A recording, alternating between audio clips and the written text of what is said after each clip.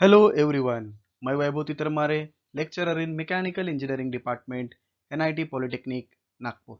आप सभी का स्वागत करता हूँ हमारे कोर्स अप्लाइड मैकेनिक्स में। आज के 20th लेक्चर में हम पढ़ने वाले हैं graphical solution of concurrent force system. So here we go. In previous lecture we have discussed about the numerical on moment of force, that is type number 3. In that we have solved the numerical on equilateral triangle and then square. Okay, I hope you have practiced all the questions. So learning outcomes. After completion of this lecture, you are able to calculate resultant and its position by graphical method. These are the program outcomes which are going to be achieved after successful completion of this lecture. तो अभी हम discuss करते हैं what is triangle law of forces. तो triangle law of forces ये जो है ये दो फोर्सेस के लिए काम करता है। सेम लॉ ऑफ पैरेललोग्राम में भी हमने पढ़ा था, लॉ ऑफ पैरेललोग्राम भी दो फोर्सेस के लिए काम करता है और ट्रायंगल लॉ भी दो फोर्सेस के लिए काम करता है। तो ट्रायंगल लॉ क्या बोलता है देखते हैं। If two forces acting at a point are represented in magnitude and direction by two adjacent sides of triangle taken in order। बराबर है। समझ लेते हैं, मेरे पास कोई एक ऐसा फोर्स है और एक ऐसा फोर्स है। बराबर, दो फोर्सेस है से इस फोर्स का नाम ए है, इस फोर्स का नाम बी है। तो इस पॉइंट के ऊपर दो फोर्सेस एक्ट हो रहे हैं, इनका कुछ मैग्नीट्यूड रहेगा से 10 न्यूटन एंड 20 न्यूटन। तो क्या बोल रहा है, if two forces are acting at a point are represented in magnitude and direction by two adjacent side of a triangle taken in order। तो इन दोनों फोर्सेस को 10 न्यूटन को और 20 न्यूटन को हम ट्रायंगल की, ये जो ट्रायंगल आपको दिख रहा है इस ट्रायंगल की दो एडजेसेंट साइड से, मतलब ये वाली साइड और ये वाली साइड से हम दिखा सकते हैं टेकन इन ऑर्डर। मतलब पहले ए को लेंगे बाद में बी को लेंगे। Then the closing side of the triangle, मतलब ट्रायंगल की एक साइड होगी और ये दूसरी साइड होगी, तो ये क्या हो जाएंगे हमारी तीसरी side, that is closing side. Then the closing side of the triangle taken in reverse order represent the resultant of the forces in magnitude and direction। तो ये जो तीसरी साइड है यानी क्लोजिंग साइड जो है ये जैसे ए बी सी, तो ये ए से इधर गया फोर्स, बी से इधर गया, तो सी से वापस इधर आना चाहिए था, तो इसको रिवर्स डायरेक्शन में लेना है। तो ये जो है डॉटेड लाइन या जो क्लोजिंग साइड ऑफ ट्रायंगल है वो क्या दिखाएंगी, रिजल्टेंट दिखाएंगी। क्या दिखाएंगे बेटा, वो रिजल्टेंट। तो this line can be shown by resultant, मतलब ये जो क्लोजिंग साइड है वह रिजल्टेंट दिखाएगी। ओके, नेक्स्ट देखते हैं अभी हम लॉ ऑफ पॉलीगॉन। तो लॉ ऑफ पॉलीगॉन क्या बोलता है, when law of polygon of forces states that if number of coplanar concurrent forces can be represented in magnitude and direction by the sides of polygon taken in order। जो आपको यहाँ पे ये 2 Newton का force दिख रहा है, 2 Newton का, 1 न्यूटन का और 1 न्यूटन का, ये कॉन्करेंट फोर्स सिस्टम है। तो इस कॉन्करेंट फोर्स सिस्टम को हम एक पॉलीगॉन से भी दिखा सकते हैं। जैसे कैसे, देखिए ये 2 न्यूटन का फोर्स था आपका, तो ये 2 न्यूटन का फोर्स, इसको पैरेलल ये लाइन बनाए। बराबर है, ये वाले 2 न्यूटन को पैरेलल ये लाइन बनाए, ये 1 न्यूटन को ये वाली लाइन बनाए, ये वाले 1 न्यूटन को ये वाली लाइन पैरेलल बने। तो क्या होता है, जब जब कॉन्करेंट फोर्स सिस्टम में एक से ज्यादा फोर्सेस एक्ट हो रहे हैं तो उन फोर्सेस को हम एक पॉलीगॉन से दिखा सकते हैं। किससे दिखा सकते हैं, एक पॉलीगॉन से दिखा सकते हैं और एक ऑर्डर में। then their resultant will be represented by the closing side of the polygon taken in opposite order। opposite order, तो ये जो पॉलीगॉन बना है फिर हम क्या करेंगे, यहाँ से इसको क्लोज कर देंगे, यहाँ से इसको हम क्या कर देंगे, क्लोज कर देंगे। और जो क्लोजिंग साइड की जो लेंथ रहेंगी, दैट क्लोजिंग साइड की जो लेंथ रहेंगी that is nothing but the resultant. उसे हम क्या बोलेंगे बेटा, रिजल्टेंट बोलेंगे। किसने बोला है, law of polygon of forces. The law of polygon of forces states that if number of coplanar forces are acting can be represented in magnitude and direction by the sides of polygon taken in order, then their resultant will be represented by the closing side of the polygon taken in opposite order। ठीक है, opposite order मतलब आपको इस direction में लेना पड़ेगा। Okay, आइए दोस्तों पहला न्यूमेरिकल देखते हैं। तो इस न्यूमेरिकल में आपको क्वेश्चन दिया हुआ है और उस क्वेश्चन को आपको ग्राफिकली सॉल्व करना है। तो सॉल्व कैसे करेंगे दोस्तों? सबसे पहले आपको जो जैसी डायग्राम आपको दिख रही है वैसी ही डायग्राम बनानी विथ मेजरिंग द एंगल। जैसे आपको यहाँ पे 300 न्यूटन दिख रहा है तो सेम आपको 300 न्यूटन बनाना है। फिर इधर आपको एक 400 न्यूटन का है, 400 न्यूटन का फोर्स जिसका एंगल 30 डिग्री है। प्रोटेक्टर से डी से आपको मेजर करना है। फिर यहाँ से आपको एक 600 न्यूटन का फोर्स आते हुए दिख रहा है, बराबर है, जिसका एंगल कितना है 50 डिग्री है। 50 डिग्री आपको बराबर ऐसे ही मेजर करना है। उसके बाद इधर साइड में आपको 1200 न्यूटन का फोर्स दिख रहा है जिसका एक्स के साथ 65 डिग्री का एंगल है, ये भी आपने बनाना है बराबर। और आखिरी में आपको एक 400 न्यूटन का 800 न्यूटन का फोर्स ऊपर जाते हुए दिख रहा है। तो सेम डिक्टू डायग्राम आपको बनानी है। ठीक है, फिर हम इसको सॉल्व करते हैं अभी। तो स्टार्ट करते हैं अभी हम हमारा पहला प्रॉब्लम। तो जैसे कि आपको डायग्राम में दिख रहा है, हम एक यहाँ पे पॉइंट ले लेते हैं। ठीक है, जैसा क्वेश्चन आपको दिया है वैसा ही आपको बनाना है। सबसे नीचे से आपको एक 800 न्यूटन का फोर्स ऊपर आते हुए दिख रहा होगा, बराबर, 800 न्यूटन का फोर्स।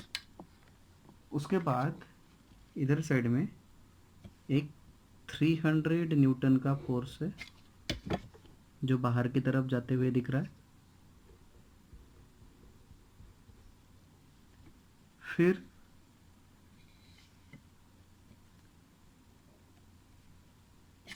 फिर आपको एक्स एक्सिस के साथ 50 डिग्री का एंगल लेते हुए और एक फोर्स सेकंड क्वाड्रेंट से फोर्थ क्वाड्रेंट, तो आपको क्या करना है 50 डिग्री एक्स के साथ है तो 10 20 30 40 50 डिग्री का एक एंगल मार्क करना है। और यहाँ से एक 600 न्यूटन का जो फोर्स है वह आते हुए आपको दिख रहा है।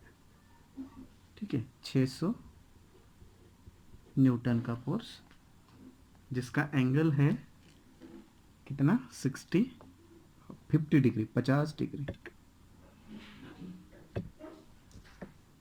फिर फर्स्ट क्वाड्रेंट में आपको 400 न्यूटन का फोर्स दिख रहा है जिसका एंगल है 30 डिग्री एक्स के साथ, तो ये 10 20 और 30। ओके, 30 डिग्री आपको और एक फोर्स बनाना है।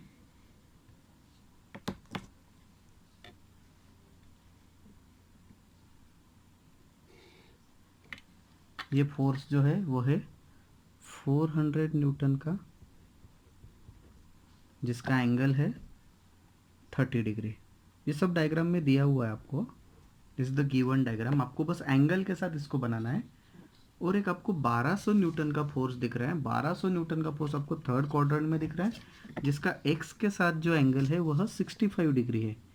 एक्स के साथ कितना है 65, ये एक्स इधर है। ठीक है, एक्स के साथ 10 20 30 40 50 60 और 65, देखिए 65 डिग्री। ठीक है, तो यहाँ पे और एक फोर्स है जो थर्ड क्वाड्रेंट में है, बाहर की तरफ जाते हुए दिख रहा है और जिसकी वैल्यू है कितनी, वैल्यू उसकी मैग्नीट्यूड है 1200 न्यूटन और उसका एंगल दिया हुआ है एक्स के साथ 65 डिग्री। तो जो क्वेश्चन हमें गिवन था हमने जैसा का वैसा उसको बना लिया। ठीक है, इसके बाद प्रॉब्लम शुरू होता है। तो सबसे पहले जब भी हम प्रॉब्लम की शुरुआत करते हैं ग्राफिकल मेथड में, हमको इसका बोज नोटेशन करना पड़ेगा। क्या करना पड़ेगा? बोज नोटेशन।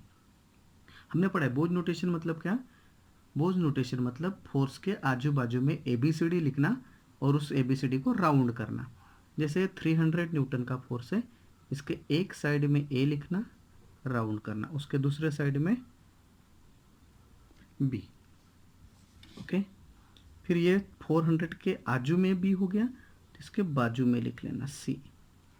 अभी 600 के आजू में C हो गया तो बाजू में क्या रहेगा D। फोर्स के आजू बाजू में करना है। ठीक है, अभी 1200 के आजू में हो गया D तो इधर E लिखना पड़ेगा, बराबर है, मतलब इसके आजू में D, इसके बाजू में ई। अभी 800 के आजू में भी हो गया और बाजू में भी हो गया इतना, ठीक है। तो आपको क्या करना है, ABCD लिख लेना है। ये जब ABCD लिखने के बाद ये जो डायग्राम बनती है, इस डायग्राम को हम स्पेस डायग्राम बोलते हैं। कौन सा डायग्राम बोलते हैं बेटा? Space diagram.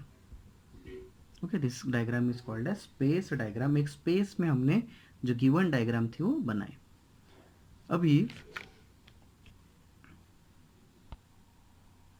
अभी ये प्रॉब्लम को सॉल्व करने के लिए हमें स्केल लेना पड़ेगा।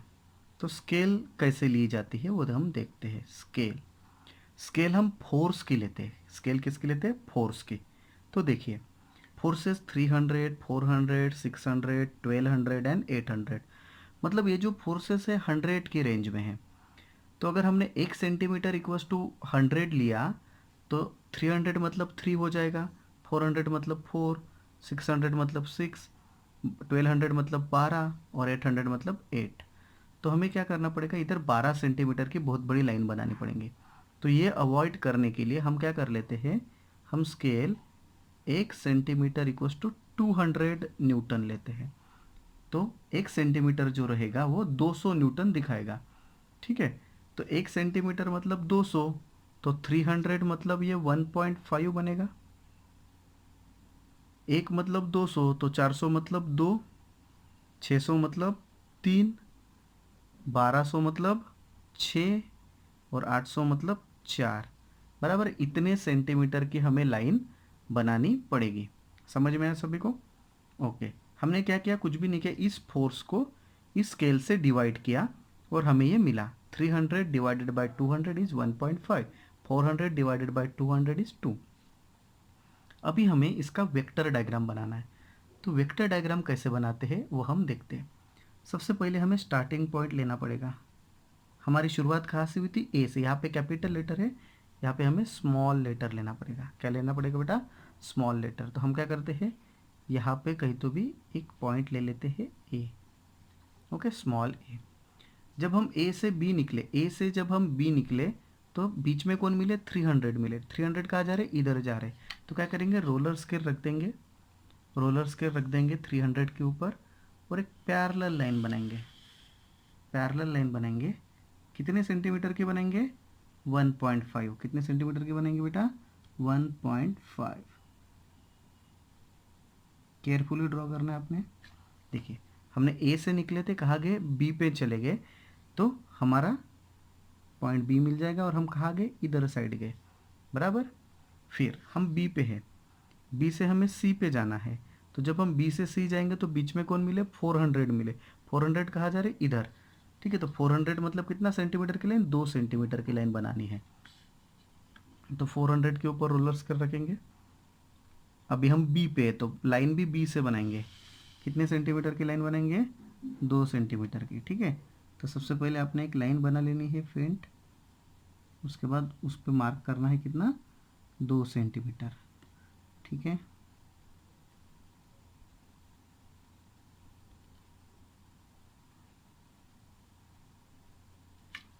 तो बी से हम कहाँ पे पहुँचे? अभी सी पे पहुँचे, बराबर है। बी से हम कहाँ पे पहुँचे?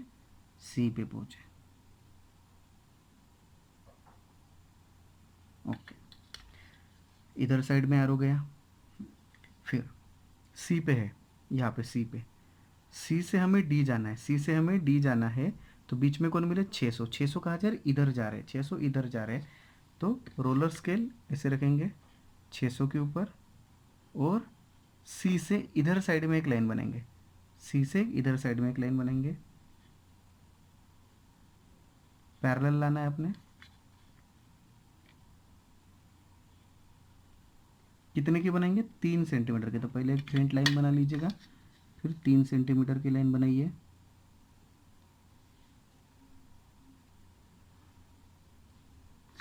आपको ये पॉइंट मिल जाएगा डी। कौन सा पॉइंट मिलेगा? डी। इधर गए तो एरो बराबर उधर साइड में देना है। फिर डी से ई आना है, डी से ई आना है। तो बीच में मिले कौन? 1200 मिले। कौन मिले? 1200। 1200 इधर जा रहे हैं, बराबर है। 1200 इधर साइड जा रहे हैं।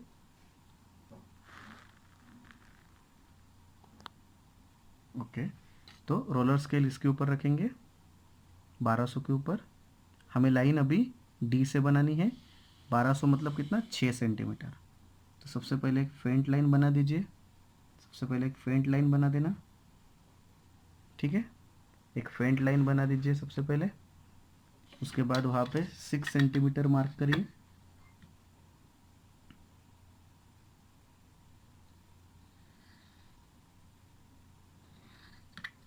इधर जा रहा था, इधर का डी से हमें ई पे पहुँच गए। ओके, डी से हम कहाँ पहुँचे बेटा, हम डी से ई तक पहुँच गए।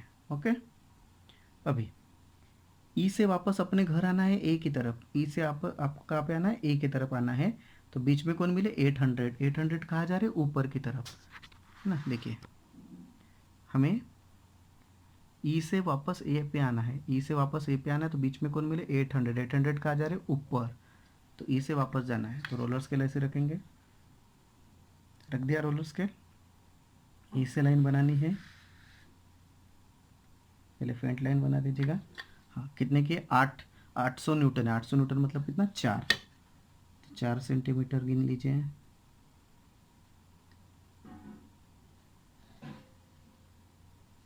तो ये हो गया आपका। हाँ, इधर साइड में गए थे 800 न्यूटन, एरो बराबर। और आखिरी पॉइंट को आपने देना है ए डैश। आखिरी पॉइंट को क्या देना है, ए डैश। तो ये जो डायग्राम बनी हुई है, ये जो डायग्राम बनी हुई है, इस डायग्राम को बोलते हैं, कौन सा डायग्राम बोलते हैं बेटा, वेक्टर डायग्राम। कौन सा डायग्राम बोलते हैं, वेक्टर डायग्राम। इस डायग्राम को हम बोलते हैं वेक्टर डायग्राम। और मैकेनिक्स में या जब भी हम ग्राफिकल मेथड पढ़ते हैं, वेक्टर डायग्राम क्लोज होनी चाहिए। अभी आपको ये ओपन दिख रही है, तो इस वेक्टर डायग्राम को क्लोज करना है तो हमें क्या करना पड़ेगा, ए और ए डैश को ज्वाइन करना पड़ेगा।